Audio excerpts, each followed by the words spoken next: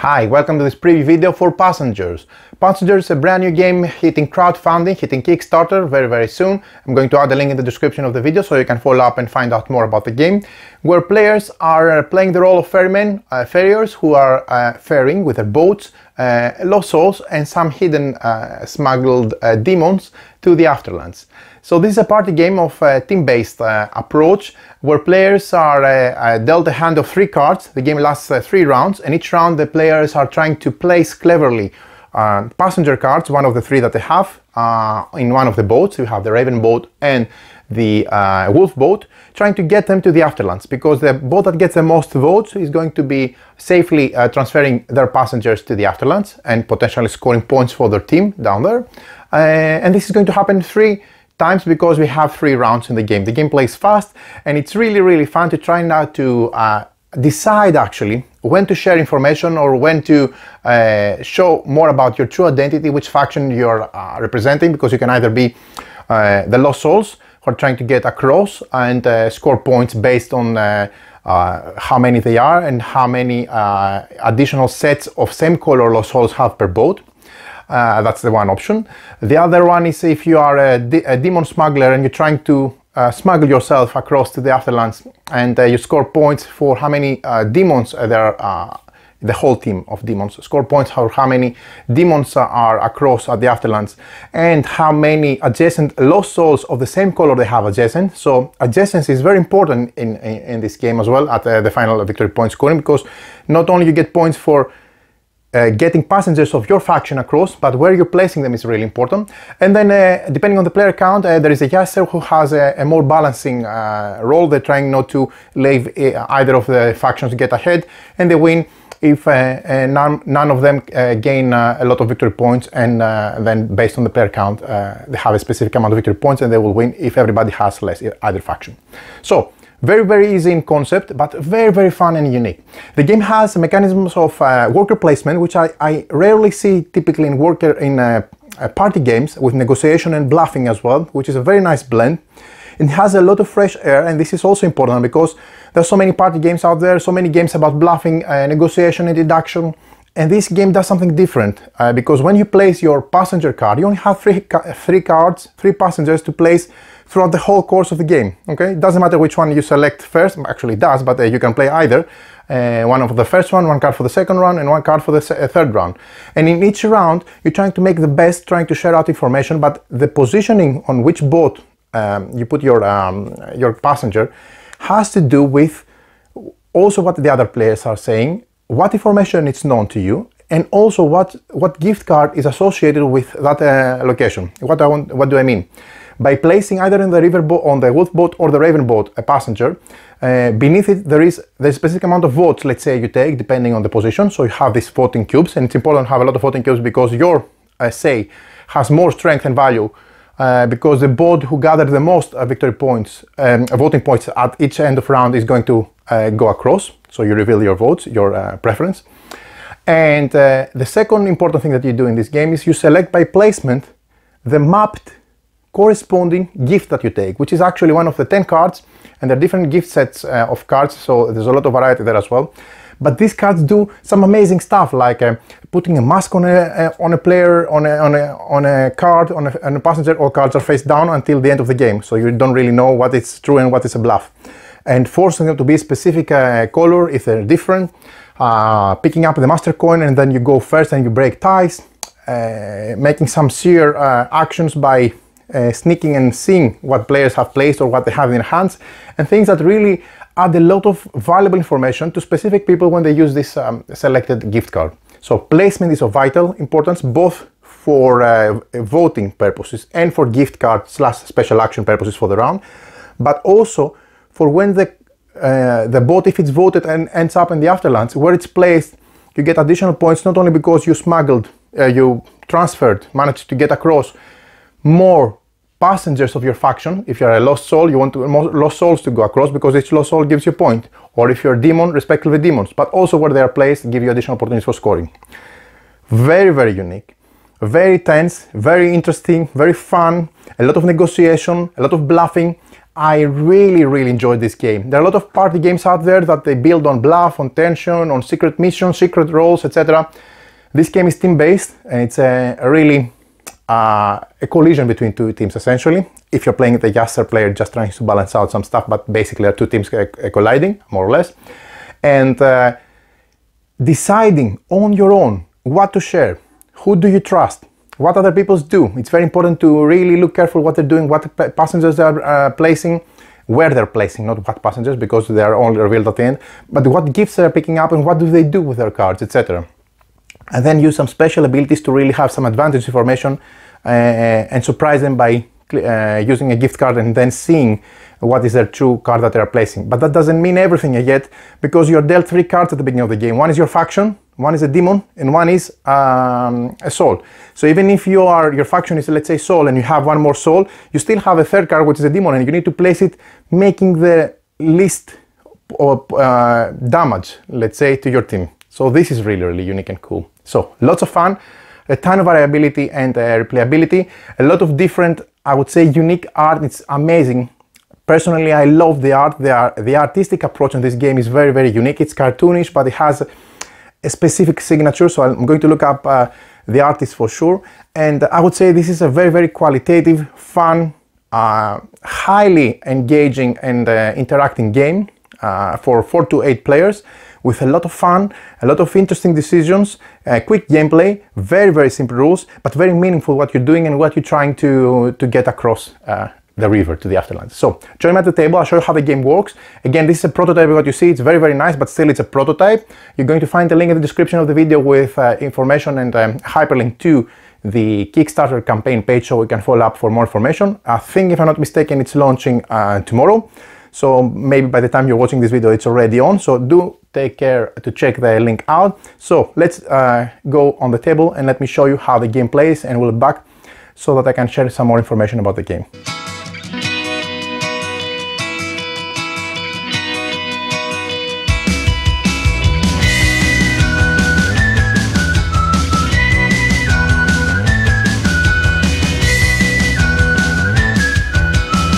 On the river banks of Limbo, one can peer through the slits of their burial masks in order to make out the glow on the other side of the watery divide. There, a simple boat rides away. Lies eternal bliss. Back on Earth, the mortals have many names for this place, but here they are known as the Afterlands. You and your fellow ferriers have traveled to the shores of the Afterlands countless times, but have never been allowed to set foot there. Instead, it is your eternal task to drop off deserving souls there and immediately return to pick up more. For years and years, ages and ages, until the gods decide to deliver you from your task. There is, however, a promise of shortcut, dark whispers that have let you know that if enough demons can be smuggled into the Afterlands, a new order will be established. An order that will hand on black heart and allow you into their heavenly lands much faster. In all the ages you have been serving as a soul guide, no such offer has been presented. So you wonder, would you ever be persuaded to take the deal? Have the others taken it already? Welcome to the preview video of Passengers, a brand new game from Just Das, a game that really has amazing art, as I have already mentioned in the unboxing of the prototype. But let's start with familiarizing ourselves with the components of the game before we move on how to play and explain the game flow and how it works. First of all, we have the content and setup. Here we can see numerous things among the components. You only need a few of them, and you use the rest progressively in the course of the game, but they're just laid out everything so that you can familiarize yourself with all the components. First of all, we have gift sets. Set 1 is recommended for your first play, and this is a gift set that you see here. 1, 2, 3, 4, 5, all the way up to 10 cards. This is the gift set number 1, and you can identify the gift set number 1 because it has, obviously, one marking at the back. It's also different colored from the back. There is also additional gift sets for variability in the game, but also for trying different things. But for the first game, it's recommended to play the gift set number 1. So these cards are displayed in 2 rows, as you can see clearly near the center of the table. Then we have, in addition, the boats. There are several boats in the game. I have 6 boats, and they're paired by round. You can see always there is a boat of a raven, as you can see, and this is for era 1 or round 1 if you wish. And there is a respective one with a wolf. There's always going to be a raven and a wolf boat in the gameplay, and this is also for level 1. These are nice boards, as I have mentioned through the unboxing video. And you start the game by placing 2 of those on the bottom left side of your playing area. The ones of era 2, again, a wolf and a raven will come into play for the second round, and the last one for round 3, again, a raven and the respective wolf will come in the following third and last round of the game. Nicely, you can see besides the beautiful art that this is like the dawn of the day. Here we have midday, that's why you have bright sun, and here at era 3 or round 3 you see the pair of boats, raven and wolf respectively, are in the night. So very nice touch, and generally the artistic approach in this game is phenomenal. So besides all this stuff and all the boards for the different boats that we play in game, I will explain how to use them. We also have a set of 3 masks that we place near the boats, and these are these nice nicely illustrated wooden tokens. You also have different cards. There is a set of cards for the for the souls. All of the cards, the faction cards, have this back so that you cannot understand if it is a demon or a soul. I'm going to explain the anatomy, but these are the 12 souls. Again, the art is really nice, and you can identify that they are souls because they have this unique symbol at the bottom. They are red, green and blue in terms of color. Respectively, the opposite faction are the demons. They have the respective icon at the bottom. This means this is a demon card. You have in red, green and blue. And again, there are 12 in total. There's an additional card which is played only if you're playing an 8-6 or an 8-4, 6 or 8 player count, and this is the Yaesther. This counts both as a demon and a soul in terms, that's why it has both symbols, but it doesn't have a color, and has trying to win for their own when a player has this as a faction identity. And then we have in addition the voting tokens. These are very nice wooden, double-sided wooden tokens showing either the raven boat or the wolf boat respectively. Very nice. And we have 8 of those. We also have one master coin, which again shows the same 2 options, raven and a wolf, but this is more qualitative. This is metallic. This has to do also, instead of voting token, the first player takes this master coin, and how thematic it is that it's a coin for the ferryman. This has also voting capabilities because it's used from that player instead of this in order to cast their vote. We have these tokens here. These are the voices. There are a total of 17 voices in this prototype. Again, this is a prototype that you see. It looks gorgeous, but still it's a prototype. I have cubes. I don't know if there's going to be some upgrade or something, but you have to follow the link in the description of the video to find out what's going on when this game starts, and it's about to start on Kickstarter for crowdfunding. Most probably they're custom tokens shaped like that because this is the icon of the voices. Okay. Then we have in addition the additional gift sets that we have, and this is the back of a special 4-player gift card that's used also for 4 players, which looks like that and has the 4 at the back. Now,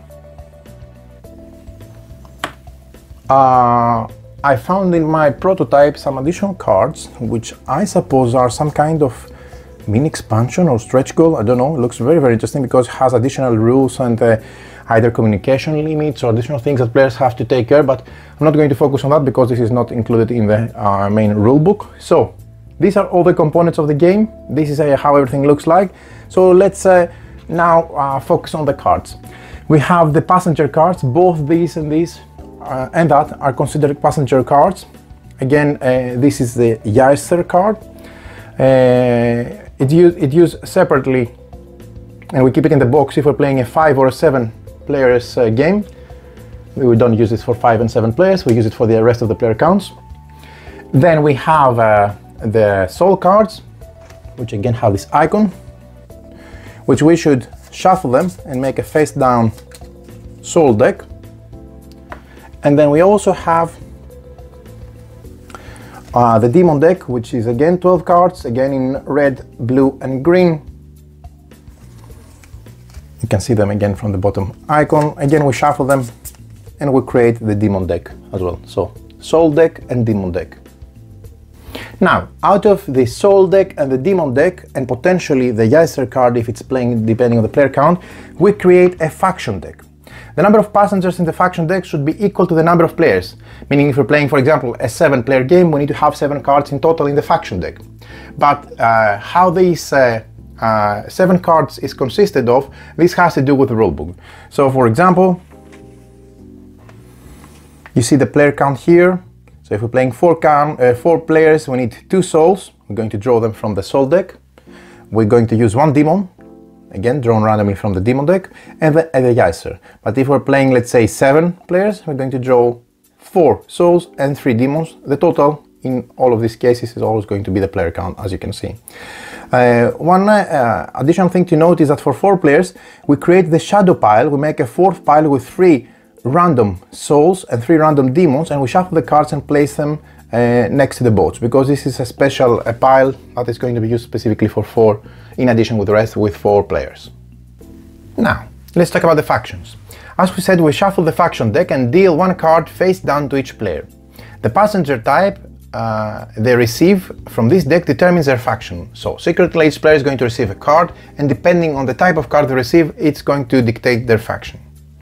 If they receive a card which shows a soul with this circular icon, players who receive a soul will try and work with the other soul guides to get as many souls to the afterlands as possible, and they win altogether. Then we have the demon smugglers. Players who receive a demon with this symbol, the demon at the bottom of their card, they secretly work together with other demon smugglers to try to sneak demons into the afterlands. And then we have the Yaesther. The player who received the mischievous Yaesther will play solo. They will be trying to win on their own. They will have to make sure that there is a balanced amount of souls and demons crossing over to the afterlands, and that not too many bonus points are scored from the other factions, so that they can win themselves. So basically we have 3 rounds in the game, 3 rounds, and in each round 3 passengers. You deal 1 card from the soul deck to each player. So when you deal 1 card from the demon card to each player, then you deal 1 card from the demon deck to each player, and then you put the rest back into the box. Again, you take the soul deck and you deal, besides the faction card that each player has received.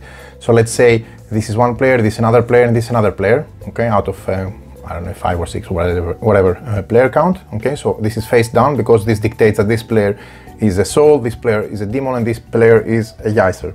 So the next step that we do after we have received this card, and again I remind you that these cards are face down, is that we pick up the soul deck without revealing it, and randomly we deal 1 card to each player. Then we pick up the demon deck, and again randomly without revealing, we give 1 card to each player as well. So basically each player, they're going to have 3 cards.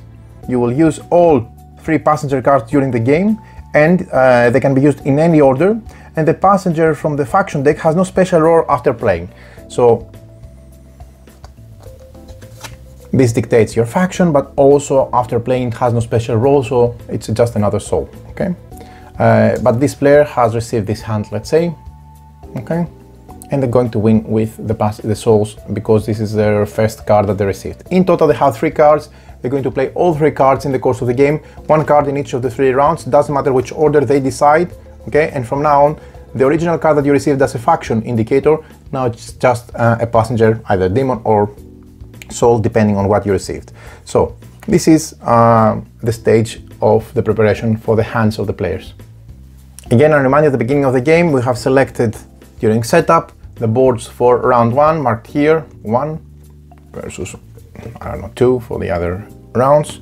one for the wolf and one for the raven, and we have placed them on the bottom left side of our playing area below our gift card set. The Demon's Gaze. With 4 players, we skip this step.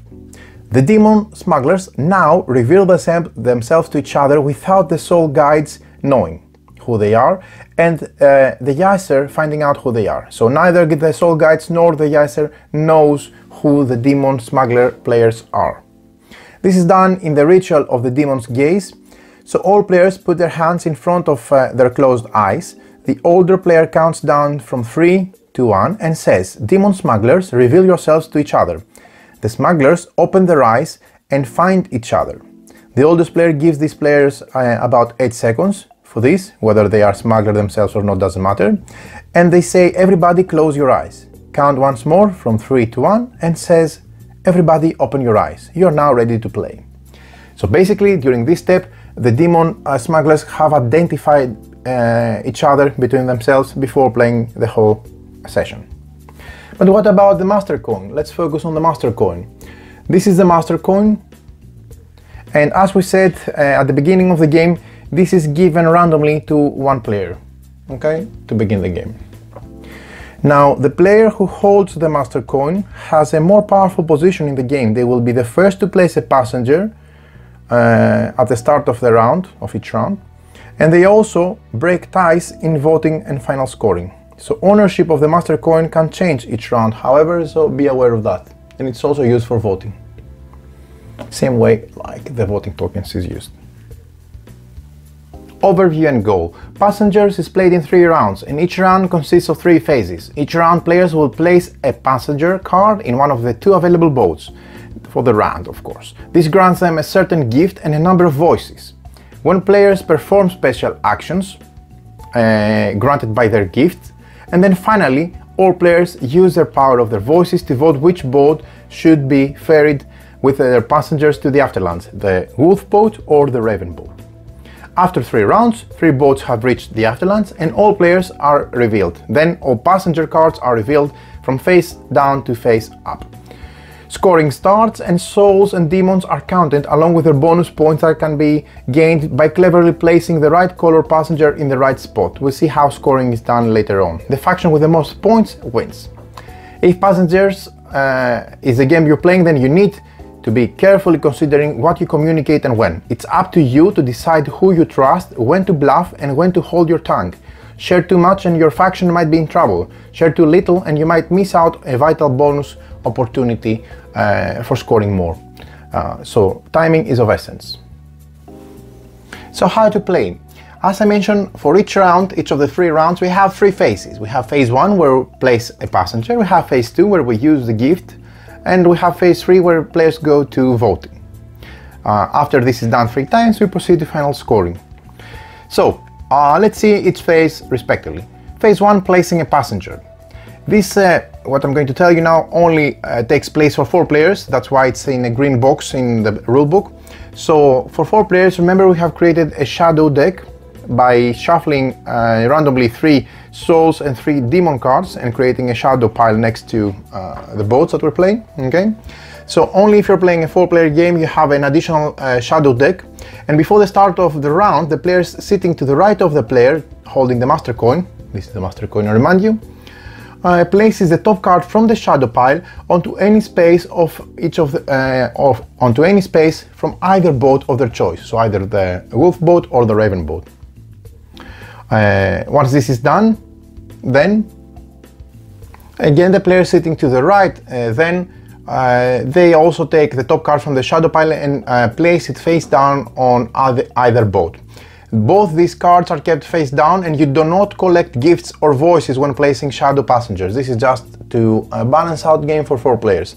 So one is going to place 1 card in either of the 2 boats, not collecting voices like you do normal, neither collecting the gift, okay? And the other player can either select, depending on what they want to block, again 1 spot. Both of them are face down and those players are just selecting spots, blocking them, but not selecting, taking the voices nor the gifts assigned to this spot, because you'll see that the gift cards have specific icon depending on where you're sitting. So if I take this one, I will pick out this one, but through normal placement. So that's only when you play for 4 players. Now the rest is for all the players, all the player counts. So basically starting, so let's remove them. Let's say we're not playing 4 players. So starting with the player holding the master coin. Again, this is the player holding the master coin. Doesn't matter which side is facing, just holding it for the moment. You haven't started voting yet. And going clockwise around the table, players place one of their 3 when they start the game, or less if it's a second or third round, one of their cards or passenger cards face down on an available space in one of the 2 boats. So let's say I have these 3 cards. Okay, I belong to one faction, as I mentioned before. So I select one based on my decision and I place it face down in either of the boats in any of the spaces that they are still free and available. Okay, of course I cannot be placing a card if it's already occupied by another card. Once I do that, I collect the voices. So if I cover this spot, I take 1 voice. If I cover this spot, I take 3 voices, as you can see. Okay. So depending on the spot that I have covered, I will take the respective amount of voices, which will essentially give me voting powers for the next phase. So I will take those, let's say. So this will continue, as I said, clockwise until each player has placed the passenger, and this phase ends when all players have placed 1 passenger. Okay, so during the course of the game, of the round, various spots will have been selected, and this phase will end when all players have placed 1 passenger. Okay, let's say this was a 5-player game. We have 5 cards, 1 per player. Keep in mind something very important. At 4, 5 or 6 players, a maximum of 3 passengers is allowed per boat. Okay, so even if that last person wanted to place a passenger there, in a 5-player game they wouldn't be able, because it already has 3 occupants, so they will need to go on another on the other boat respectively. And during this round you are free to tell the other players about the color and the type of the passenger that you have played. Of course it's face down and you can be bluffing, but you do not have to be honest about it.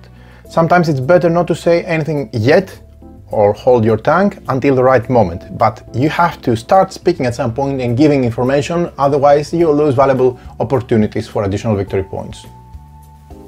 Phase 2, using gifts. Now players use their obtained gifts in ascending order. The player holding the gift with the lowest number goes first, followed by the player with the second lowest number, and so on. On your turn, perform the unique action as described on your card. This phase ends when the gift card with the highest number from the ones selected from players for this round has been used from the last player. So again, this is a 5-player example. The player who has the chromatis is going to go first and execute the action allowed by his or her gift card, then followed by the player holding the Hamsa hand, because it's 1 and 2, then go to the higher number available from the one selected. So these are the 5 cards selected in this round. The mask from the 3rd player, then the scroll from the next player, and then the master coin from the next player. Always from the lowest number, skipping any numbers not selected, all the way to the highest number. Something vital in terms of terminology: all boats and passengers played in the current round are considered in play. The boats and its passengers that won the vote in previous rounds are in the afterlands already.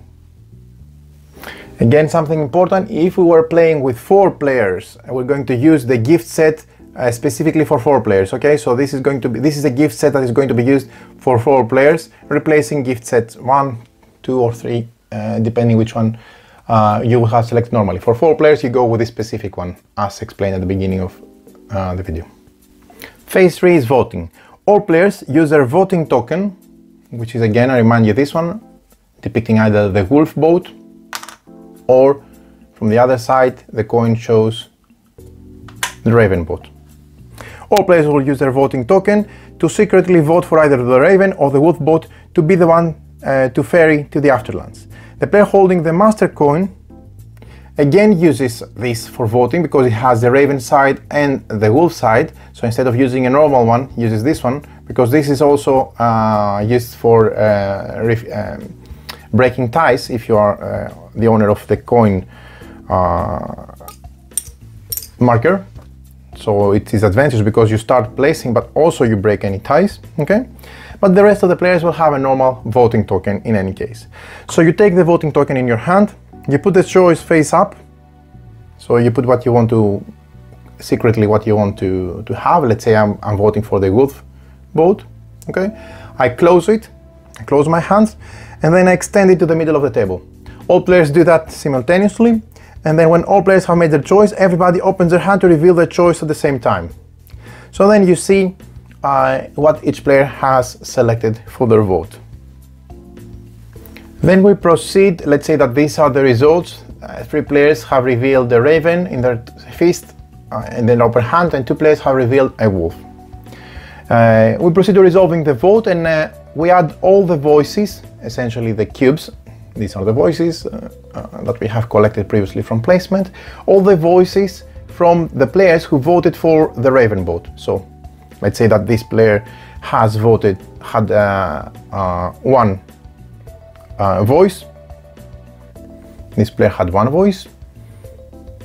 And let's say this player, or 2 voice, and let's say the master coin owner had 1 voice. Okay, so 1, 2, and 1. So we collect and we count the voices, so it's 1, 2, 3, 4. Okay, and let's say for this example that this player brought the voices that they have are 2, and for this player the voices that they have are 3. So they have a total of 5. So in this case it's 5, 2 plus 3, 5 versus 4. So the players who voted for the wolf are the ones who are selecting essentially that this is the boat that is going to sail to the afterlands, whether this is going to be discarded.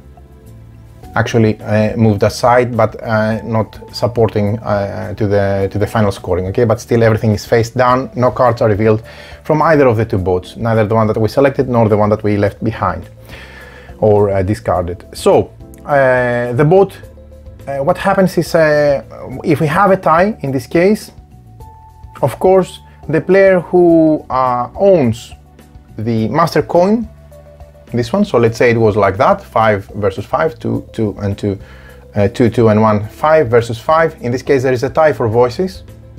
The boat chosen from the person holding the master coin breaks the tie. That's why it's powerful to own this coin, because in a tie 5-5, this boat has been selected, have been selected even though they have the same amount of voices, and this is the one that will go to the afterlands instead of that one. So let's see how this is done practically. Still in the previous example, the players who voted for the wolf boat won. Okay, so we discard all the voices. All the voices are discarded. Okay, players pick up their voting tokens back into their hands. Okay, and clearly this is the winner. So this boat sails to the afterland. So they're going to go and be placed on the bottom right section of the play area. And bottom because this is the first boat. The one that, again, everything is face down, so we don't reveal any cards, and the one that has been selected, has not been selected, is discarded. Okay, this will end the round. Again, everything is kept face down, so no revealing cards whatsoever. If any masks were on the cards on the boat that was discarded, they are also discarded as well. A new round is going to take place. We take the 2 new boats corresponding to the next round. In this case we played round 1, so we play now round 2. Again, we place them on the bottom left side of our playing area because we're going to be using them for round 2. Okay, we return all the gifts back to their own spaces if you haven't done it already. So any gift cards you had in front of you, if not already, please return them on the top left side because they can be selected again based on the placement. Okay, and then a new round starts with the player holding the master coin going first. And again, when this card is played, the master coin, as you see, it says give the master coin to any player other than you. So the master coin is going to switch hands, obviously, in the subsequent rounds. And the player who played this gift card is going to decide who gets to pick up the master coin. So again, the same process is going to be followed, but let's say for the benefit of example, we had placed again cards like that and like that. And this time the votes reveal that the Raven boat is going to be sailing away. This is going to be discarded for the second round. This sails away to the right. It goes above the boat selected for round 1. So round 1 here, round 2 there, and the round 3 is going to go all the way to the top. Again, let me move that away so that it's easy for you to see. Once we go into the last round, we're going to use again the boats for round 3. And let's say after voting, doesn't matter, let's say that the boat that sails to the afterlands with these passengers is going to sail and be placed on top of boat 2, on top of boat 1. So 1, 2, 3. Okay, 1, 2, 3. You can always see like that. So that dictates that we reached the end of the game, and when the third boat arrives in the afterlands, we reveal all passengers by flipping them face up. So we flip face up all the cards, okay, keeping their respective slots, so we don't move them around. We just flip them and place them back in their selected spots, so that we just reveal if they're souls, if they're demons, or if it's the Yaesther, depending on the player count, if it was playing or not. Okay, so let's do that. This was, let's say, a 5-player game, so the Yaesther will not be playing. Okay, so let's say it was that card, and we reveal it, and this is how the end of the game would look for like. Then we'll proceed to final scoring, which is different for the soul guides and different for the demons and different for the Yaesther. But let's see how this works and how we calculate final scoring to see who wins.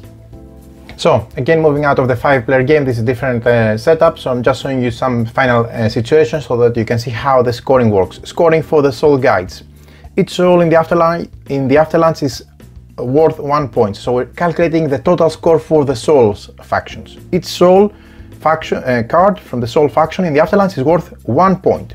The soul guides score bonus points for each boat that has multiple souls of the same color on it.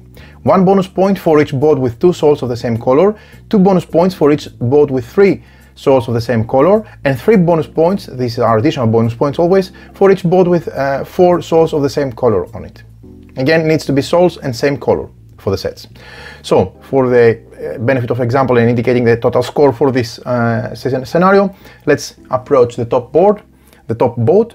This boat scores 1 point for the single blue soul. So, this is a blue soul, it scores 1 point because its soul gives 1 point, okay? But there is no additional bonus points added. The second boat here awards 3 plus 2, 5 total points, and these are broken down in 3 green souls, so 1, 2, 3, that means 1 for each of those, plus for a set of 3 same color souls, we gain 2 additional bonus points. So we have 3 souls of the same color, all of them are 3, they have to be souls, so 3 plus 3 plus 2 for the triplet, total of 5. And the last boat here scores a total of 3 points. Because of the red mask, this card wears a red mask. That means that it has 2 red souls. It is a soul, and it is a soul, so 1 red soul, and this doesn't count as a blue soul, it counts as a red soul because of the gift card, which allowed the placement of this soul card. So that means that we have a pair that will give us 1 bonus point, okay? So that means that each of the souls, regardless of colors, gives 1 point, so 1 and 1, 2, plus 1 bonus point for the duet, for a total 2 plus 1, 3 victory points. So 1 victory point from this boat, plus 5 from this one, 6, plus 3 from this one, a total of 9 victory points. Now, scoring for the Yaesther, this card. So the Yaesther player, when played, depending on the player count, always scores a set amount of points depending on the player number. 4 and 6 players game, he scores 6.5 points, and for 8 players game, he scores 8.5 points. Of course, he's the only one who can score half points. That means that in case you have 6 points, he has 6.5, he wins, for example. Okay, the Yaesther does not have to be in the afterlands for the player to score points. That means they don't have to be on the boat selected, they can be in the ones that they were left behind, but still If he has the highest amount of victory points, that means he wins the game. When scoring, the Yaesther counts as both a soul and a demon, but not having any color. So if they were here, that means that they would count for both as a soul and a demon, based on the dual icon, but they don't have a color in terms of sets for souls. Let's say this was a scenario at the end of the game. The scoring for the demon smugglers for this scenario, it's going to be only one scenario, but just showing the opportunity to show you different scoring opportunities. So let's say this is how the game ended, basically, how the demons smugglers would score for this. Each demon in the afterlife again is worth 1 point. No matter what the setting, each demon in the afterlife gives, the afterlife gives 1 victory point. Demons receive bonus points for each soul of the same color they are adjacent to, both vertically and horizontally. And if there is no passenger directly adjacent, you cross the gap in a straight line to the next passenger. They do not get bonus points from adjacent demons, okay? Only from souls of the same color that they are adjacent to, crossing gaps. So let's see how this will score for them. For the top boat here, they're going to gain only 1 victory point. This is because they only have one demon, so it gives on its own 1 victory point. And this demon does not have adjacent any blue soul. If that card didn't wear this red mask, they would have one, but unfortunately for them, it wears a mask, so this counts as a red soul, not a blue soul. So this one doesn't have any adjacent blue soul cards to give them additional points, so they only gain 1 victory point for the demon itself. Then moving to the second boat here, this card here, this demon, awards 2 victory points. This green demon gets 1 bonus point from the green soul adjacent to them, so he scores a total of 2 victory points. So nothing adjacent here, now no green soul adjacent here, so 1 for the demon itself, and adjacent, skipping the gap, there is a green soul, so he takes 1 plus 1, 2. So 2 victory points for this boat. And last, this boat here awards a total of 3 plus 1, 4 victory points. Let's see how this works. This demon gives 1 victory on its own, so it scores 1 point plus it has 1 adjacent red soul, so 1 point, and all the way up this is a red soul, so 1 more point, so 1 plus 1, 2, and the demon itself 3. And then no other red souls in this side, but Yaesther counts both as a demon and soul without any color. So for the demon smugglers, it gives them 1 victory point. So 3 plus 1, 4. So the total victory points of the demon smugglers is 1 plus 2 plus 4 for a total of 7 victory points. And in case of ties, the faction with the player holding the master coin, of course, wins. And if the master coin is not held by the tied factions, then the soul guides win the game. So this is how passenger plays. A couple of tips for either of the factions. Tips for soul guides: closely watch the decisions the others at the table make. What boat did they choose and which gift? Challenge them on their motivations. Know when to honestly share information on the passenger you have placed, and share too much too early and you might help the smugglers. Share too little and you miss out on vital bonus points. Tips for the demon smugglers: closely watch what your partners do. You know who they are, so be careful on what they're doing and which cards they're placing where they're placing cards, essentially. What could their plan be with the gifts they have chosen? What did they say during their round? Try to find out where the souls are placed and what colors they are. Clever positioning your demons is very important because you gain additional points for adjacent souls of the same color like you. While it is advantageous to hide your alliance to the demons as long as possible, your team can still win when you or all of the team members get unmasked. Tips for the Yaesther player: try to balance the amount of souls and demons crossing the river. Voting on the right boat can be crucial. If there is a distract or confusion about the color of the passengers in play, there is a lower chance that any of the other factions will score bonus points. That's good for you, right? Since the Yaesther has no color, he can prevent both teams from scoring bonus points. Try to figure out where he should go to the afterlands or not. And this is everything you need to know about passengers. Just keep in mind that there are, again, as you can see, different gift sets for variability for the game, but also the game comes with a glossary with some reminders and some additional keywords for terminology for easy access at the back of the rulebook. So there you have it. This is everything you need to know on how to play Passengers. What a great game. So there you have it. This is Passengers. Was I surprised from this game? Wow, a lot. Because I like a lot party games, I like team games, team-based games, I like bluffing, I like negotiation, and this is a game that can easily fit in, I don't know, between more heavy games or in a social, funny, light game night or whatever, with a mix of experienced and non-experienced casual games and heavy gamers and you know, young kids, etc. It's really fun, because I do believe that the game excels in one important thing: the tension and the amount of the information being revealed. It's very unique in this game, because there are no really constraints, except if you're playing with I think what it's supposed to be a mini expansion. There are no constraints when you decide to share information. So it's up to you to decide if you're going to bluff, if you're going to be honest, if you're going to try to understand what other people are saying or doing. And this is not random, because if you follow closely what they're doing, if you follow closely where they're playing the cards, which boards they're voting, which gift cards are taking, this is vital, because it gives them, and what they do with the gifts as well, because seeing what a gift allows you to do is very powerful. So if, for example, you put a red mask on something, of course you could benefit both if you are a soul and if you're a demon, so it's not direct giveaway of what you are, but it gives a lot of valuable information, and by clicking all these pieces together, you have a pretty good understanding of some specific people, not for everybody, what their true nature is down the road. The game is fast, plays well, it's really fun, I would say.